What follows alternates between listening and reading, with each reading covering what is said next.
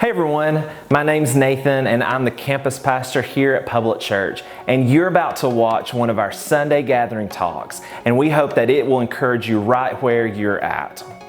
If you'd like more information about us, you can visit our website, publicchurch.com, or you can connect with us on social media at a public church. Thanks for watching.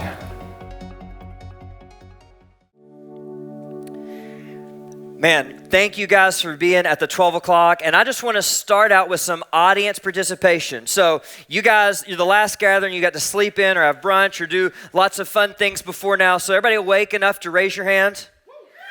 If you forgot deodorant, just right here, you can still participate, okay? So I just have a question for you. If you're walking through the parking lot and you see a penny, raise your hand. If you would, no questions asked, every single time, pick it up. How many of you pick up the penny every time? Raise your hand. Okay, a few of you guys, not many, because some of you guys are thinking, it depends. Yes, gross. That's exactly right. And others of you are thinking it depends, because is the penny on heads? If it's on heads, heads up, pick it up. Tails up, walk away. Any superstitious people say if it's on heads up, I'm getting it? Raise your hand if that's you. All right, a few of you guys. All right, now, others of you are saying it's not about the superstition. It just depends on, like, my circumstances. I mean, am I walking into Target or walking out of Target? Do I have a buggy? Do I have bags that I'm carrying? Do I have my child, a random child, somebody else's child? Like who's with me in this? Some of you say, look, it depends. It just depends on the situation. Raise your hand. You may or may not pick it up.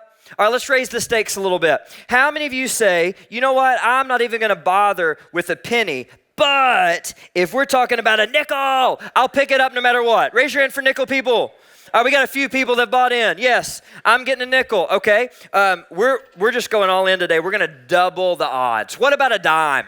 Woo! I will stop anything for a dime. Raise your hand. Okay, a few of you guys saying I'll stop anything for a dime.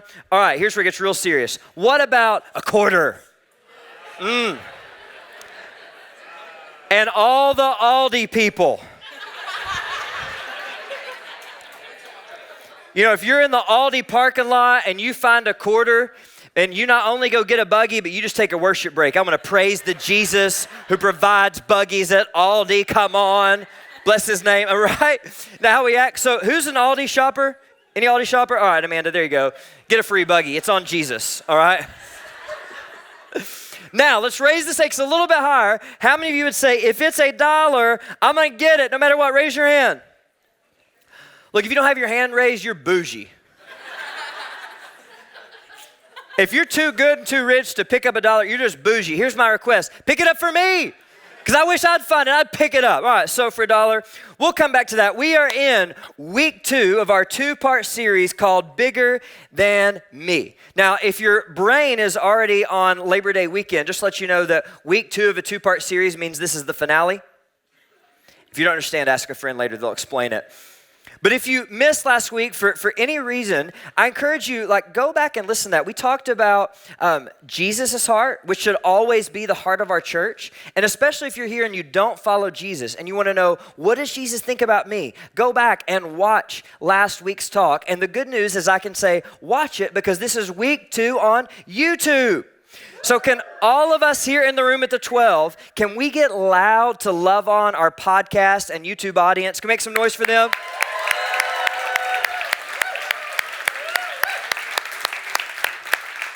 So for those of you watching or listening, look, we pray for you just like we pray for the people in the room, and we are so glad that you are part of our public church family. And for those of us who are here, look, if you're out a week or if you want to share it with a friend, you can just simply look up Public Church's YouTube channel. Now, this series, Bigger Than Me, is very relevant because living for me is very natural, isn't it?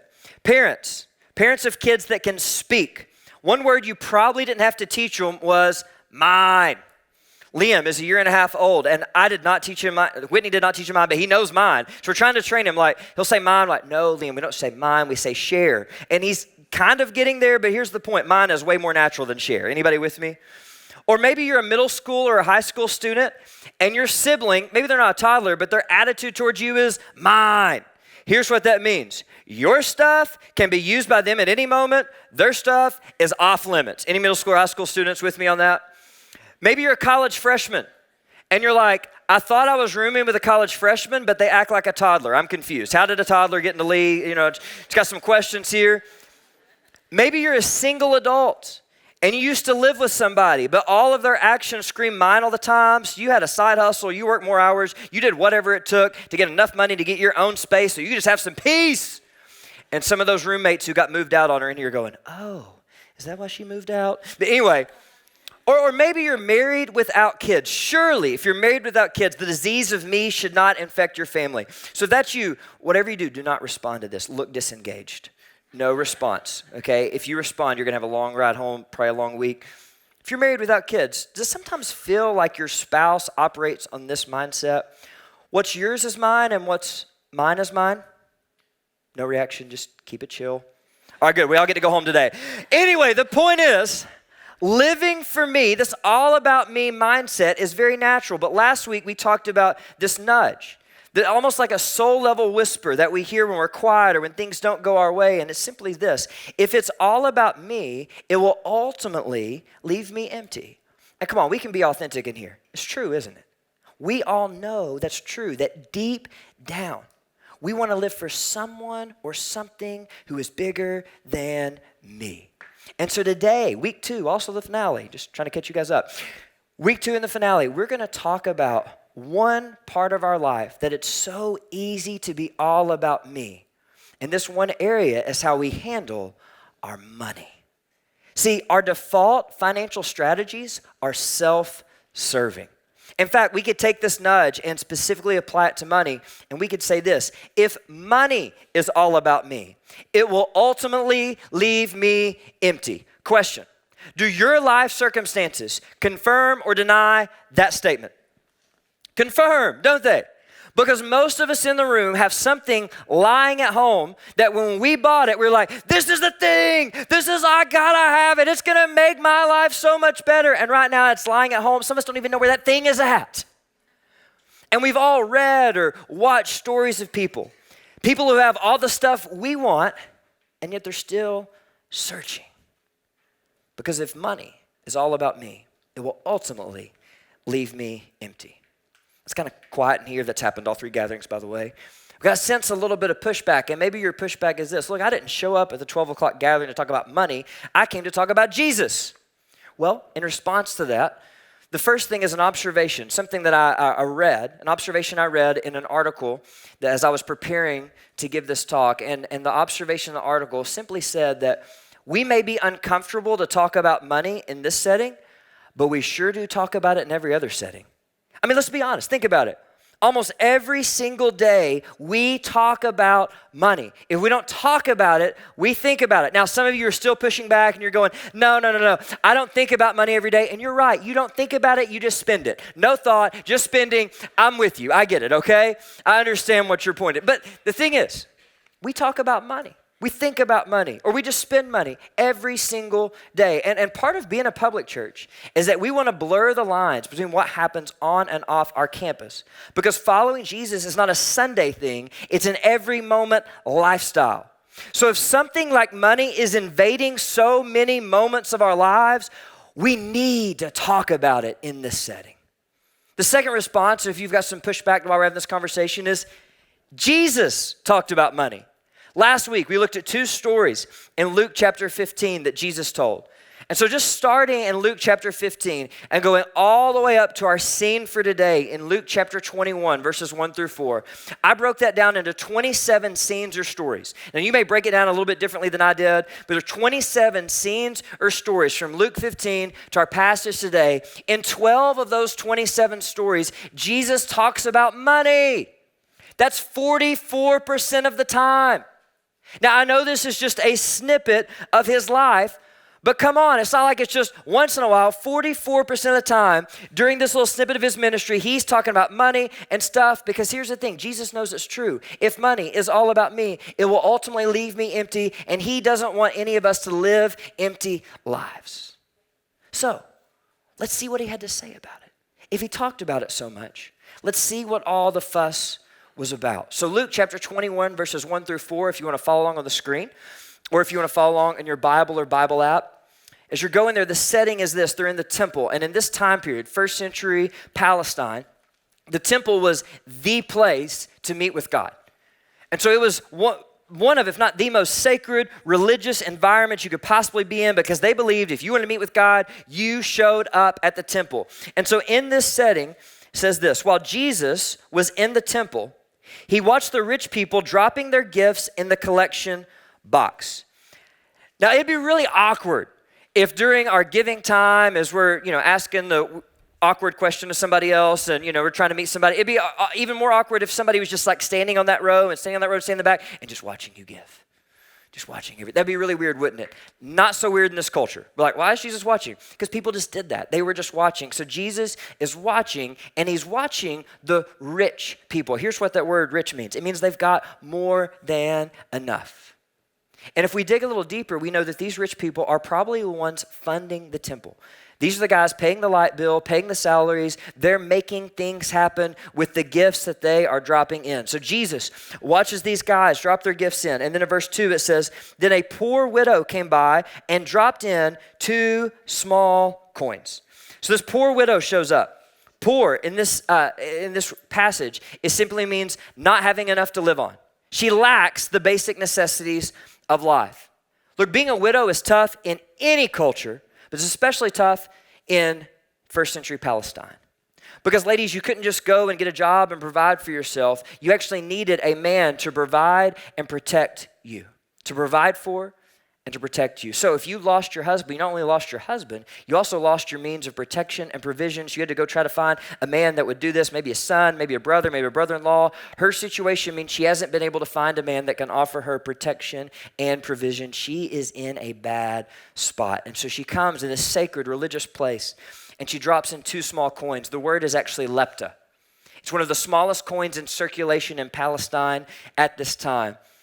The actual monetary amount of it is, catch this, 1/128th of a day's wage. 1/128th of a day's wage. With her 2 small gifts, she couldn't even pay somebody to work for 15 minutes. That's how small it is. It's the equivalent to 2 pennies, to how we would view pennies. So here's the thing. What she gave, most of us wouldn't even bother to pick up if we walked by it. We view her contribution as so insignificant that we're only going to get it if its tail's up, or if we don't have a buggy, or we may not even get it no matter what because it's just gross. Like, most of us attach no value to what she gave. But listen to what Jesus says. I tell you the truth. Jesus said, this poor widow has given more than all the rest of them. At this point, it's okay to ask questions and go, Jesus, are you watching what's happening? Like, do you understand? These rich people, they're funding the temple. They keep the lights on, they pay the salaries. How is she, with her seemingly insignificant gift, giving more than them? He continues, for they have given a tiny part of their surplus, but she, poor as she has given everything she has. And Jesus contrasts the tiny surplus with giving everything. So if you've wondered what Jesus thinks about money, if you wonder why Jesus is talking about money, this story tells us this. Jesus isn't after our money. He's pursuing our hearts. That Jesus isn't after our money. If he was after our money, he would have praised the guys who are funding the work of the temple. He'd be like, man, look at these rich guys. They're keeping the lights on. They're doing it. Oh, can more people give like them? If he's after our money, that's who he would have praised. He doesn't praise them because he's not worried about the amount. He's looking at our heart. And for these rich people, their tiny surplus did not affect their lifestyles at all. They were just kind of giving because they had extra and they're just going to kind of give. It had no effect on their lifestyle, and it in no way turned their heart away from an all about me mindset and towards a bigger than me. No, it had no effect on their heart or their way of life. They were just kind of giving. And Jesus says, look, I'm not about your money. I'm not trying to get your money. Jesus is pursuing our hearts. Maybe this story would help. A couple years ago, my wife Whitney had the privilege of mentoring a young lady at Lee. She's an incredible young lady. She's an athlete there. We got to know her family, and her dad would come visit from time to time. And he actually sent some pretty significant checks generosity. I mean, he was very generous towards public church. He was a very successful businessman, and he would send these checks in just because he loved us and loved the vision and supported what Jesus was doing here. And this college athlete, what she would do is she just set up push pay, which is how we give online, and she set it up for recurring automated giving, and she just gave $5 a week, $5 a week, $5 a week, $5 a week. And a whole lot of us would be like, man, why don't you give some more? Clearly your dad's got some money. Isn't there some way that you can give more? Look, this story tells us Jesus wasn't looking at their amount. He was looking at their heart. And here's what Jesus saw: a father and a daughter who were both moving away from all about me towards a bigger than me mindset through their giving. And so when they both give, no matter the amount, Jesus was going, yeah, it's my kids. So parents, side note, this is free. This isn't the point of the talk. How do we produce generous children? We model generosity and we invite them into it. We model generosity and we invite them into it. Why did this young lady give? Because her dad had modeled it and invited her into it. One more side note just for free. If money is all about me, it will ultimately leave me empty. And what Jesus wants is for us not to live empty lives. He wants us to have financial freedom. And so thankfully, in our church, we've been able to help people. Some of you guys have gone through Financial Peace University. We have some other opportunities. If you're saying, and I can't even think about generosity because I'm in debt over my head, I've never been trained, I don't know how to manage money. Look, if that's you, just send an email right now to katie@publicchurch.com, katie@publicchurch.com, because we can come alongside you, because Jesus is after your heart. What's incredible about knowing that about Jesus and seeing that in the story is it's not even the main point. It's an incredible insight, but it's not the main point. The main point is two words. The main point is sacrificial generosity. The sacrificial generosity of the widow is the main point, because sacrificial generosity moves us away from all about me and moves us towards bigger than me. Sacrificial generosity. It's moving us away from all about me and towards bigger than me, and it's not natural. Because the generosity that's natural is the generosity that we participate in when we've got a little extra. Oh, I've got a little extra, so sure, I can help you out. No, I'm doing really good this month, so sure, I can give you a little bit of my surplus. And yet the widow displays a sacrificial generosity.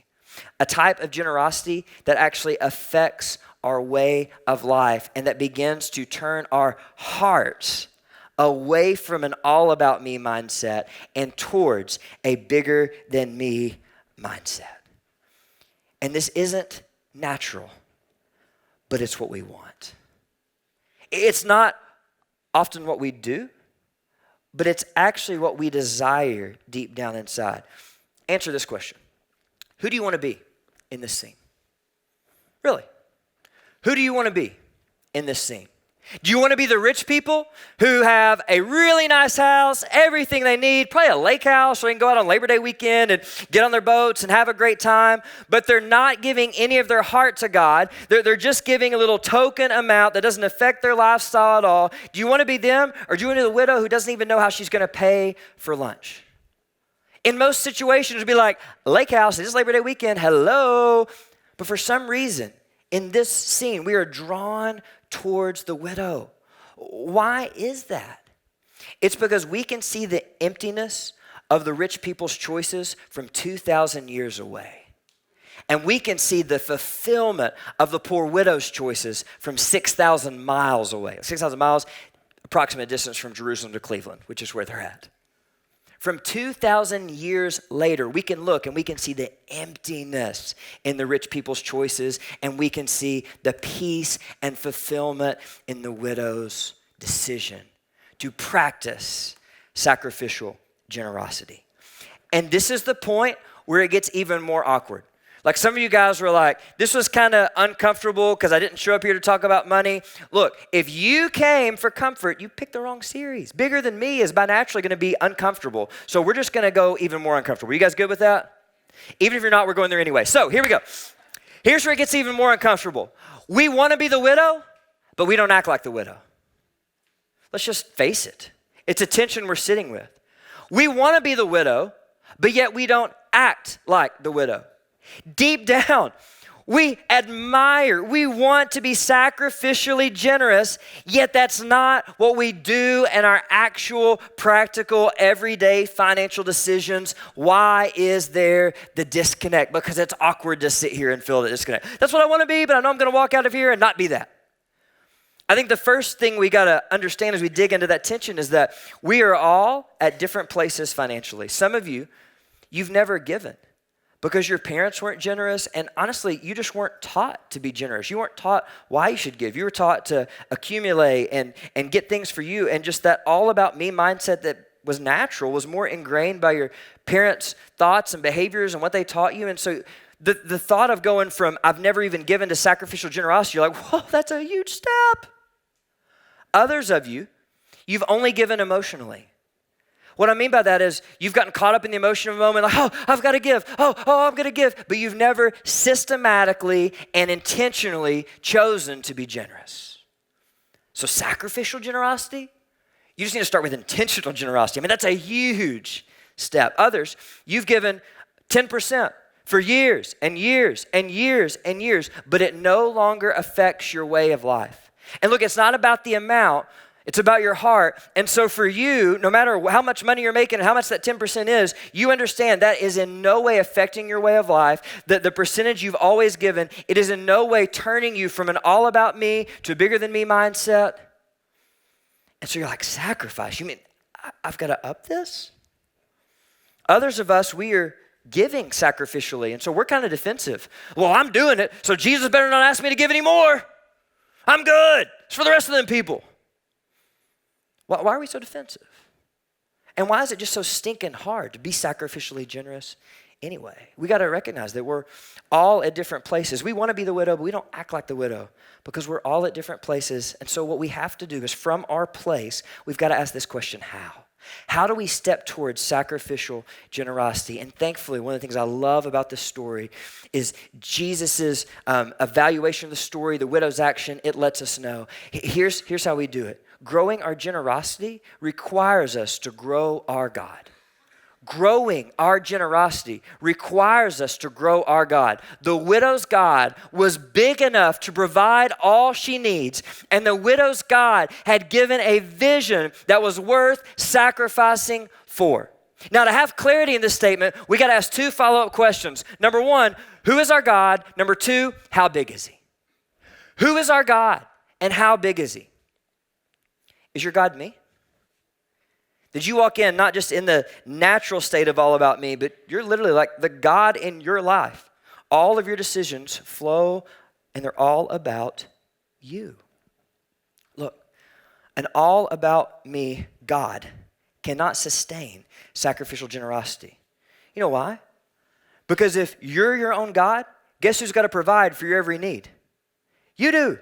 If I'm my own God, I have to provide for my every need. So naturally, not being mean-spirited, I'm just naturally going to hoard stuff. I'm naturally going to serve materialism and lean into greed because there's a lot of uncontrollables out there and I don't know what's going to happen. And so I've got to make sure that I've got plenty and plenty and plenty and keep accumulating and hoarding so that I'm good because I'm the only one who's taking care of me. The God of me works against sacrificial generosity. Who is your God? How big is he? Maybe your God is some construct of God. Maybe for some of you today, you stopped reading what God says about himself and how God reveals himself through his word, and you've started saying things like this. I just think God would be like, I just kind of feel that God would be like. Now, I heard that God is blank, so that means God's going to do blank. And so you've constructed this God. But the God that you've constructed is only as big as you made him. The God that you constructed is only as big as you made him. And you know what's at the root of a God you constructed? You. You know what's at the root of a God I've constructed? Me. And a God of me still can't sustain sacrificial generosity. So who is your God? How big is he? Is your God Jesus? Is your God what's described in his word and who Jesus revealed God to be? Look, there's no other God who sent his son to die as a solution for our sins. There is no other God who then raised his son up from the dead, conquering death. There is no other God who offers us freedom from the sins that we can't conquer on our own. There is no other God that says, follow me because I have plans and dreams for you that are far beyond anything you could ever ask or imagine. There is no other God, and his name is Jesus, and he is unrivaled in all of the universe, and he is the widow's God. And he can be our God. So who is our God? And how big is he? Because growing our generosity requires us to grow our God. And the God of the widow can be our God today, can be Jesus. And here's the thing. When my God is Jesus, not a Jesus I've constructed, but the Jesus I've read about in his word. When my God is Jesus, not only do I want to be sacrificially generous, I want to be sacrificially generous towards his church. Because Jesus is big enough to provide all that I need, and the vision that Jesus has given his public church is worth sacrificing for. See, a huge part of our vision is the big idea from last week, that we sacrifice to pursue one more. That's why one of our strategies says, always make room for one more. That's why when you walked in through the lobby, the last part of our vision statement says that we invite people to embrace the journey of following Jesus because we are pursuing one more. We're sacrificing for one more. Why have we changed our gathering time so often? We're trying to open up seats so people can come into a gathering like this and they can have a seat where they can encounter Jesus and be forever changed by him beyond the room. Why are we on YouTube? Because we want to pursue one more person through YouTube so they can meet Jesus and be forever changed by him. And why are we building? So that one more person can be forever changed by Jesus. So look, today, we're just taking all the uncomfortable things and we're just talking about them all. Money, this disconnect when I want to be the widow, I don't act like the widow, and building and all the hesitations and baggage that you may have walked in with that I know I've had in my past about building. Let's just get them all on the table and talk about all the uncomfortable things, all right? Here's the thing. Why are we building? Because we're going to create spaces where Jesus impacts people beyond the room. Why are we building? For one more. And the vision that Jesus has given us is worth all the sacrifice. Our God, he's big enough to provide all we need. And he's big enough to give us a vision that's worth sacrificing for.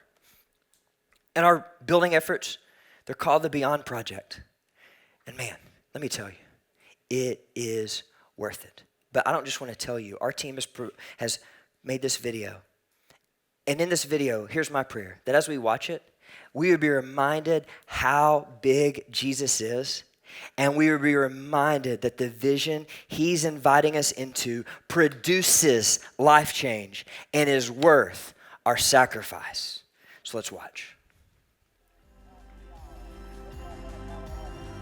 What an honor to talk about the Beyond Project. And I love the journey that has brought us to this point.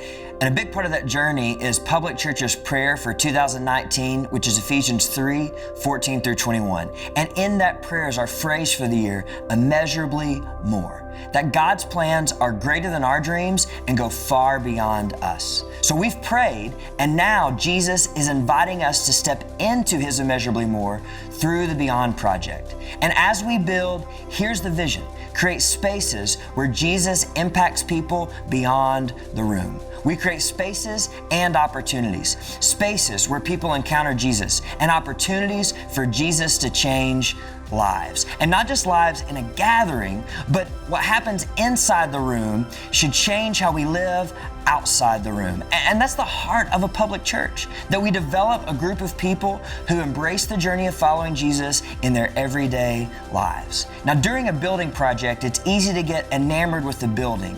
And that's one reason we choose to look beyond what everyone else is stuck on to create spaces where Jesus changes people beyond the room. And here's two stories of people that I love and people who've been changed well beyond our gatherings. Hi, my name's Cameron Ballou, and I lead the production team at Public Church. So it's hard to say exactly what Public Church means to me and my family. When my wife and I heard that public church was going to be starting, we knew it was something that we wanted to be a part of. Over the past 5 years, public church has just become our family. They're some of our closest friends and some of our best supporters in our life. It's really just been an awesome time. Through this time, I've matured so much in my faith. I've learned so much about what it means to be a Jesus follower, what it means to live a poured out life, and just to weave Jesus in to every moment of my life. It's not something that we do just once a week or on a specific day of the week. It's something that we live out every day. Through a series last year at Public Church, my wife and I surrendered to a calling on our lives that we've had for quite some time. God was calling us to do foster care, and we were hesitant. We knew it was something that could be very challenging, and to be quite honest, it's been very challenging. But through the love and support of our friends and family at Public Church, the process has been so much easier than what it could have been otherwise. Through our obedience to God and His calling on our lives, there's been a lasting impact made on these kids' lives, and we couldn't be more thankful for that. I'm excited about our future here because now that we have children of our own, they're going to get to learn the things early on in life that it took me years to learn. I'm also excited to see the work that Jesus is going to do through countless other individuals and families through the work that's happening here at Public Church. Hi, I'm Lindsay Powell, and I serve on production, and we serve local. So I surrendered to Jesus in a 5:30 gathering 2 years ago, but Jesus started working on me way before I stepped into Public Church.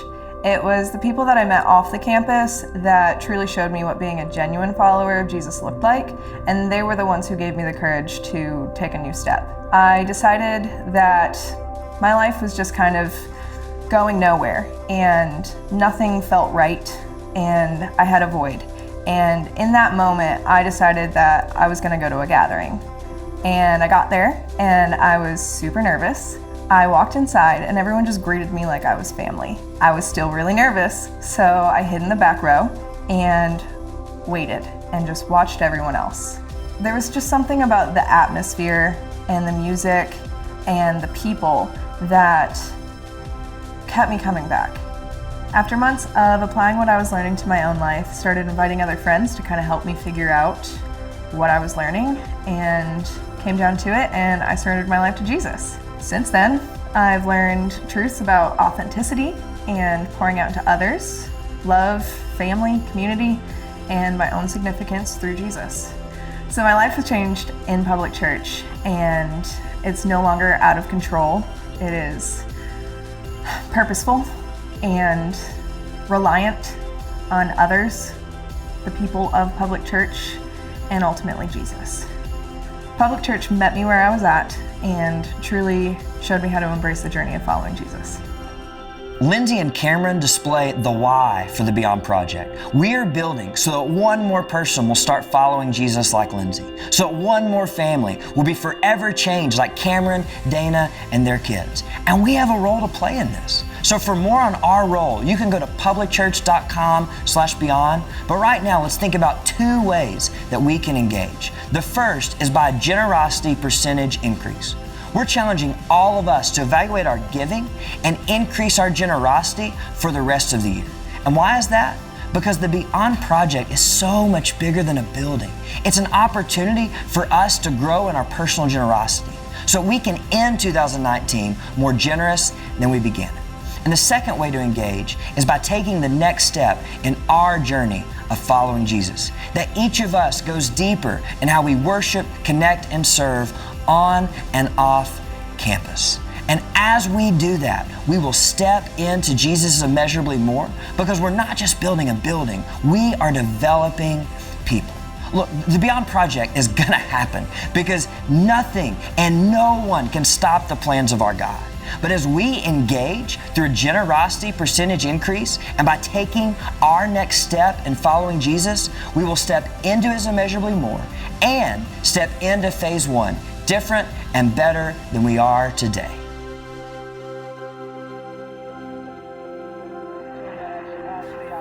Yeah, we can clap. I'm a little bit fired up. How about you guys?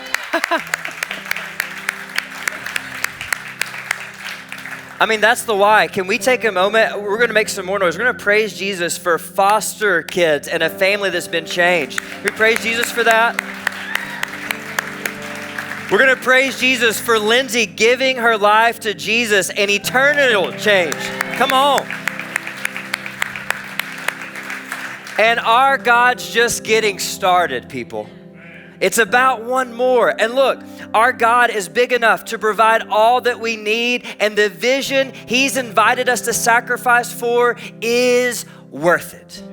So the challenge is for all of us to consider a generosity percentage increase, a practical way that we can begin to practice sacrificial giving and shift away from all about me and towards bigger than me. And a generosity percentage increase means that for the rest of 2019, we increase our generosity by a percentage. But growing our generosity requires us to grow the size of our God. The only way we can do this is if our God really is Jesus as revealed by God's word, and we see the vision that He's put before us that is worth sacrificing for. So look, some of us have already been on this generosity percentage increase journey, because in May, when we were first challenged to do this, man, we've been doing it. And don't raise your hand for this, but I'd say a whole lot of us that have been on this journey, we've had some unforeseen costs come up, haven't we? We've had some reasons for us to go, I'm not sure if Jesus said that much. What if I just put it down a little bit? Or what if I just kind of took a break this month? Look, our God is big enough to cover any unforeseen cost because He saw it coming. So let's trust Him. And look, if you're here and you've joined us since May, we're thrilled that you're now part of us. And we just want to challenge you for the rest of the year to increase your generosity. And the amount does not matter. It's about our hearts. Maybe you go from 0 to 1%. Jesus is going, come on. That's a step. Maybe you go from 10% to 12 or 14 or 15. Come on, that's a step. But this is an opportunity for us to hear from Jesus. Practice sacrificial generosity because He's big enough to sustain us, and the vision He's given us is worth it. And public worship is going to lead us in a song. And this song is simply called Bigger Than I Thought. This song was released in January of this year by Passion, and honestly, it's just been wrecking me this whole year because almost every time that I listen to this song and really just think about it, I'm just walking away going, yes, Jesus, you are bigger than I thought you were. So I pray that the effect that this song has had on me over the year, it would have that same effect on you. And it would just remind us just how big our unrivaled Jesus is. And then in a few moments, you would be able to stand and sing, Jesus, you are bigger than I thought you were. Jesus, well, we've got to get a fresh glimpse of who you are and how big you are and how capable you are of providing in order for us to increase our generosity at all. So through this song, I pray that you would just open our eyes to see you and let us be blown away.